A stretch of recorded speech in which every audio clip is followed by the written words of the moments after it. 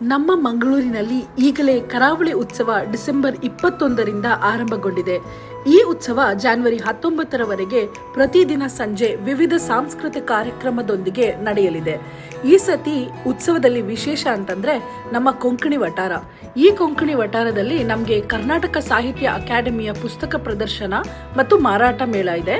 ಅದ್ರ ಜೊತೆಗೆ ಹಲಸಿನ ಹಣ್ಣಿನ ತಿನಿಸುಗಳು, ಕೋಕಂ, ಅಂಜೀರ್, ಕ್ರಿಸ್ಮಸ್ ತಿನಿಸುಗಳು, ವಿವಿಧ ಪಾಪಡ್, ಹ್ಯಾಂಗ್ಯೋ ಅವರ ಸಾಫ್ಟಿ ಐಸ್ ಕ್ರೀಮ್, ಇನ್ನೂ ಸುಮಾರು ತರಹದ ಕೊಂಕಣಿ ಆಥೆಂಟಿಕ್ ತಿನಿಸುಗಳಾದ ಸುರ್ನೊಳಿ, ಸಣ್ಣ ಪೊಳೋ, ನೀರ್ದೋಸಾ ಉಮ್ಮನ್, ಬಿಸ್ಕುಟ್ ಅಂಬಡೆ, ಮಟ್ಟಿಗುಳ್ಳ, ಪತ್ರೋಡೆ, ಕಡ್ಗಿ ಚಕ್ಕೋ, ಸಲ್ಲಾ ಉಪ್ಕರಿ, ಶೇವಾಯ್ ಬಿಬ್ಬೆ ಉಮ್ಮನ್, ಚಿತ್ರಾನ್ನ, ಹೀಗೆ ಇದ್ರ ಜೊತೆಗೆ ಇನ್ನೂ ಹಲವಾರು ಪಾನೀಯ ಸಹಿತ ಸಿಗುತ್ತೆ.